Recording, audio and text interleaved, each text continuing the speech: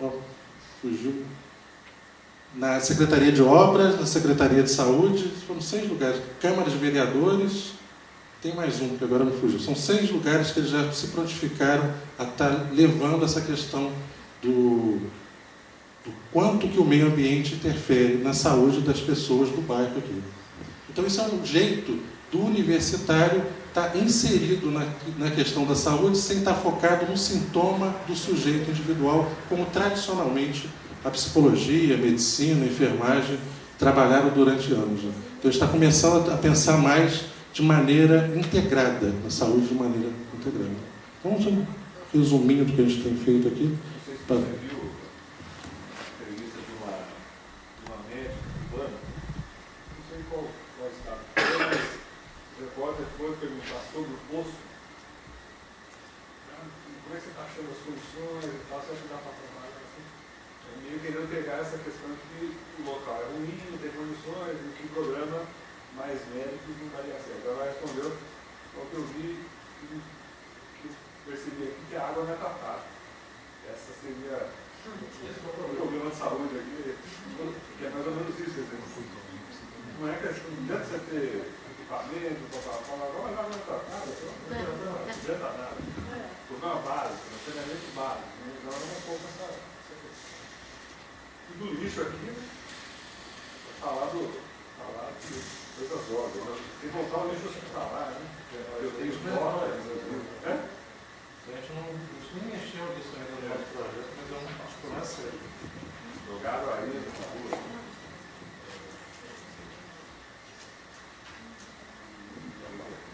Se alguém quiser perguntar alguma coisa.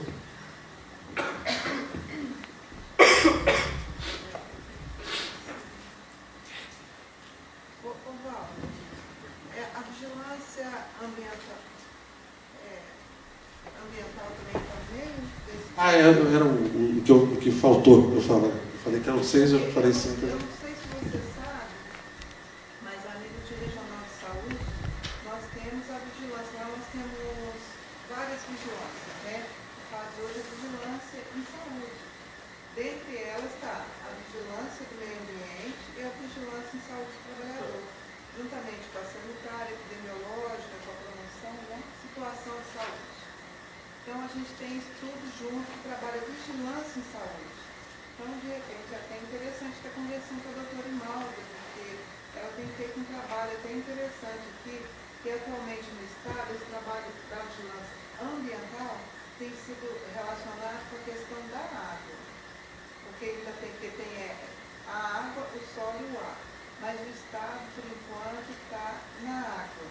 Tem alguns trabalhos relacionados ao solo, mas isso ainda é pontual. Então, assim, de repente, vale até a pena também. Eu esqueci, eu falei 6, mas tem 7. Tem a da Mai também, eles falaram também chamada. Né? Também.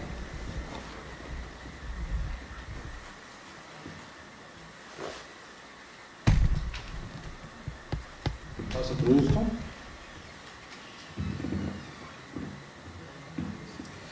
Obrigado, Walter. Eu vou falar um pouquinho com vocês, então. É a primeira vez que eu falo explicitamente no fórum, né? Geralmente a gente tem algum outro debatedor. Mas eu, ao invés de fazer uma palestra, assim, eu vou fazer provocações, né? Algumas provocações. O Walter já fez algumas, né? Falando do lixo e outras condições que quem vem de fora, como eu, por exemplo, há um ano aqui em São João, a gente observa uma série de outras coisas, né, que saltam aos olhos nesse campo da saúde particularmente. Né? Mas quando a gente pensou colocar o trabalho como determinante da saúde, o que passava pela minha cabeça era o seguinte, né? Por um lado, a gente já tem um ano e pouco de fórum, e como as coisas estão andando, e quais são os rumos que a gente vai levar e tal. Então, o trabalho como determinante da saúde seria um tema central para um fórum interdisciplinar de saúde mental e trabalho. Né? Então, como que essas coisas se relacionam. Então, eu comecei a pensar e ver como que a gente poderia provocar dentro dessa temática. Né? Aí eu pensei o seguinte: o trabalho como determinante da saúde. Não parece óbvio esse tema? Não parece. O trabalho, se você pensar, o trabalho afeta a saúde, será que a gente já não sabe disso? O vídeo mostra, a ONU, a OIT, volta e meia, essa semana mesmo saiu alguns dados, 200 e tantos mil pessoas morrem todo ano de acidente de trabalho. No Brasil, não sei quantos por ano adoecem, morrem por isso, por aquilo. Ano a ano. Não é notícia nova para ninguém. Dados epidemiológicos, um atrás do outro. Né? Teses, dissertações, artigos, e a coisa vai. Né? Uma mais ou menos alarmante, um morreu ali, outro morreu aqui, outro se acidentou aqui. Não é uma coisa óbvia. Vocês concordam? Não é uma coisa nova. Né? Essa relação, ela já vem sendo evidenciada há muito tempo. Nós já temos conhecimento, um acúmulo de conhecimento razoável nessa área, mas aí fica a questão, né? Ou melhor, duas questões. Por que o trabalho, como uma categoria, ainda pode ser chamado de um estranho no ninho na área da saúde? Essa é a primeira pergunta. Por que será? Porque aí no trabalho, apesar de tanta informação, ainda é um estranho no ninho. E depois, se é verdade que a gente tem um número de produção razoável de conhecimento, uma série de dados estatísticos razoáveis também sobre o que acontece ou não acontece no trabalho, por que a nossa atuação não tem impacto na transformação dos ambientes de trabalho? Essa é a pergunta que a gente não consegue responder a princípio. Por que isso não serve ou não tem efeito na transformação dos ambientes de trabalho? Você tem, por um lado, um acúmulo de conhecimentos que chega até aqui e as ações de transformação chegam até aqui. O que será que acontece? Como que a gente poderia... Essa seria, vamos dizer assim, a provocação do fórum, né? Por que a gente está aqui reunido, né? Então, para tentar responder essas duas questões, né? Em relação à primeira questão, né, por que o trabalho ainda pode ser chamado de um estranho no ninho, né, na área da saúde, eu acho que a gente poderia responder pela questão da formação que o Walter comentou aqui, que a gente recebe, pelos conceitos que a gente trabalha, muitas vezes pouco explicitado, né, dentro da universidade mesmo, e nas práticas um pouco mais. Quais são os conceitos de saúde, trabalho, visão de mundo, visão de homem que a gente trabalha? Como que isso pode refletir naquilo que eu faço, né? E assim por diante. Então, quando a gente parte para essa questão, a gente percebe que saúde e trabalho e outros conceitos é visto pelos profissionais das maneiras mais variadas possíveis. No semestre passado, eu não tenho não me lembro aqui de um trabalho feito sobre isso, mas no semestre passado, só no trabalho da disciplina de História da Psicologia do Trabalho, a Bruna está aqui, participou e viu, nós fizemos com que os alunos entrevistassem psicólogos da saúde, do trabalho, da empresa e tudo, e que eles revelassem quais são os conceitos por trás das suas ações. Foi interessante e curioso o resultado. Todos formados aqui, os 4 falando coisas diferentes, sem sentido uma com a outra. E algumas vezes sem relação com o conceito adotado e a prática. Ou seja, ele falava uma coisa e fazia a outra. Então eu falei, curioso, interessante curioso assim, e pelo outro lado preocupante, né? Então essas situações se aparecem diversas vezes. Isso aqui, às vezes a gente recebe artigo de revista para avaliar, né? E essas coisas se explicitam, né? As pessoas estão falando de coisas de um jeito, e a hora que elas vão para demonstrar o trabalho que foi feito é outra coisa. Não respeitou o princípio adotado. Então, se a gente pensar dessa forma, Na questão sem entrar em detalhes filosóficos e tudo, que eu acho que não é a hora aqui, mas, por exemplo, a gente tende a ver o trabalho mais como uma variável de ajuste do que uma experiência formadora para o sujeito, para a sociedade, para o processo social como um todo. Num lugar de encontro de saberes, né? onde as diferentes disciplinas poderiam se encontrar na atividade de trabalho, e não como uma variável de ajuste. Se a gente vê como uma variável de ajuste, quais seriam as práticas decorrentes? Né? Tem as NRs, você vai seguir lá, vai ter a temperatura A, B, C, você abaixa um pouquinho e tal. Mas como a gente viu no vídeo, você pode seguir as NRs, você pode botar a temperatura boa. Né? Quem trabalha com telemarketing, por exemplo, aquelas baias luxuosas, salas de descanso, mas são os que mais adoecem. Então, nem sempre aquilo que aparenta ser uma boa condição se reflete numa boa condição de saúde. Mas é mais porque a gente acaba recebendo uma formação clássica no sentido de entender que os problemas devem ser resolvidos de maneira, vamos dizer, reducionista, no sentido de que todo problema tem uma solução definitiva e pronta, né?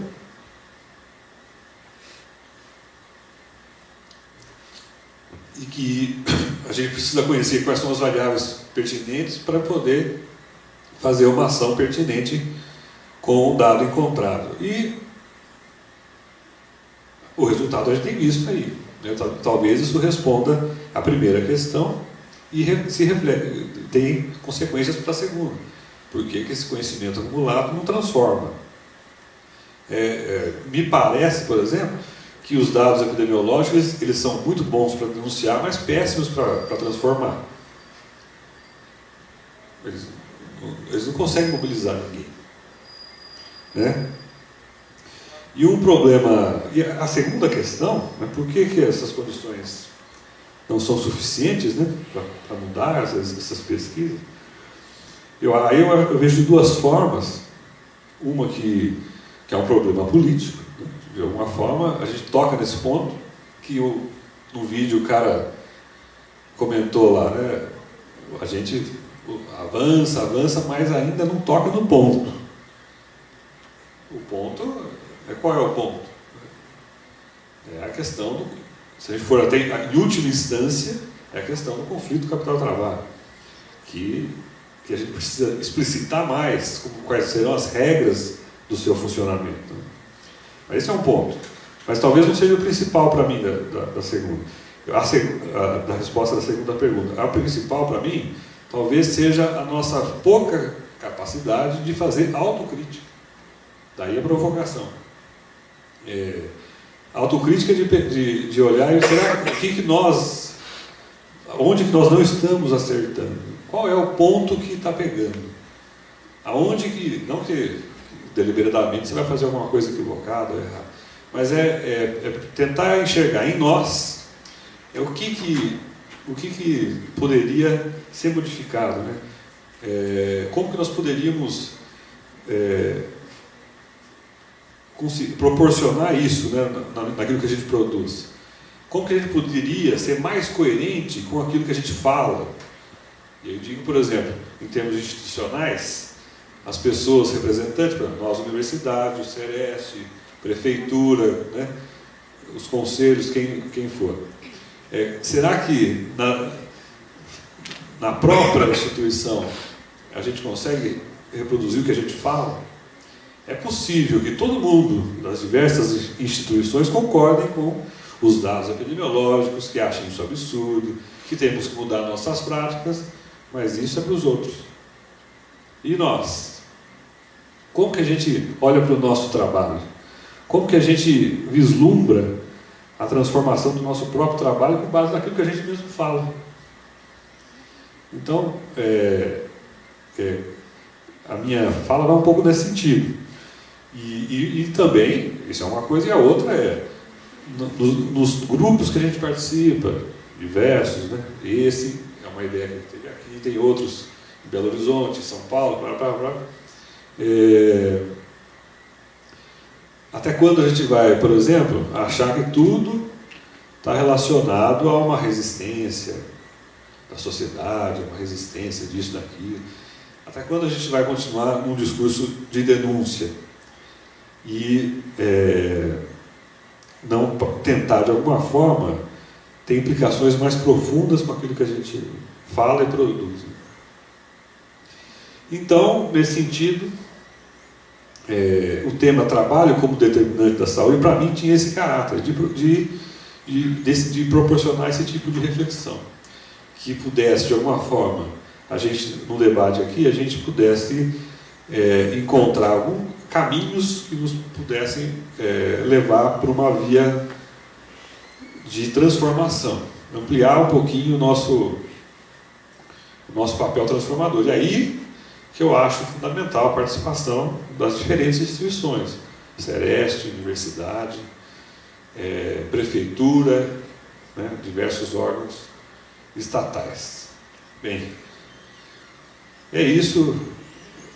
Gostaria de ver a opinião de vocês aí em relação a isso que eu estou comentando aqui.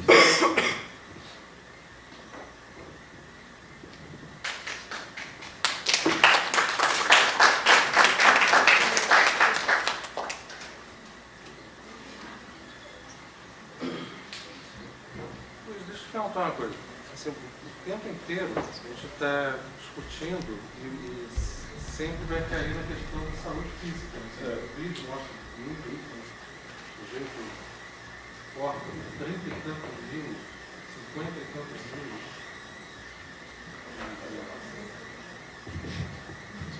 O sujeito corta lá não sei quantos 1000 quilos de cana, uma coisa absurda, não imaginava nunca que uma pessoa conseguisse fazer aquilo. E depois fica acabado para o resto da vida. Assim, então, a questão da saúde física está muito marcada em tudo que a gente está falando aqui. Mas eu fico pensando assim, no nosso trabalho. Eu estou falando do nosso mesmo, assim, eu, seu, da Rosângela, aqui dentro da universidade. A gente não tem essa questão. Até aparece saúde física, que aquele professor que teve infarto em reunião de departamento. Não no nosso. Eu já tive em outros departamentos, aconteceu isso. No nosso, na reunião, não. Não, já teve um caso aqui na universidade que o cara teve um infarto na reunião. Então acontece também, mas não é tão grave quanto o que a gente viu, por exemplo, no vídeo ali. Né? Não é tão grave. Mas eu fico pensando, e a questão das relações de trabalho, o nosso tipo de trabalho. A gente tem um trabalho aparentemente tranquilo. Né? Aparentemente tranquilo. Mas exatamente isso, aparentemente tranquilo. Então, assim, a gente está aqui de manhã, a gente vai estar dando aula à tarde, vai estar dando supervisão à noite e trabalhou quase tantas horas que a Ana Paula estava falando ali de um plantonista. Né? Tem dia que eu trabalho 3 horas aqui na universidade, que é uma loucura completa.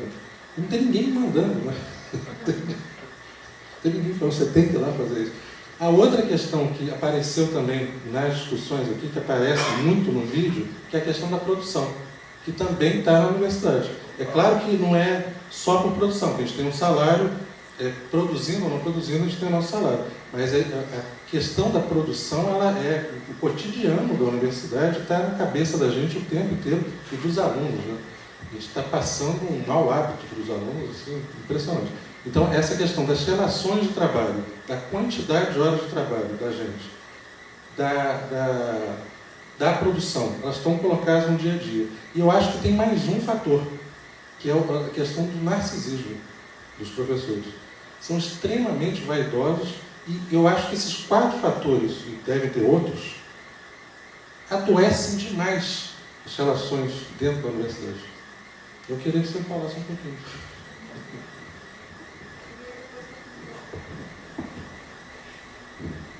Ô Walter, nesse aspecto aí, eu acho assim, no caso de trabalhar muito, a gente trabalha mesmo, né? E, né, quando eu falei dos artigos, você deve também ler vários aí, é um trabalho que dá para a gente corrigir. E eu, às vezes, reclamo com alguns alunos porque o problema é você ler e não gostar, porque não é só dizer não tá bom, você vai ter que escrever toda uma explicação por que não tá bom, isso vai quase um dia inteiro, aí você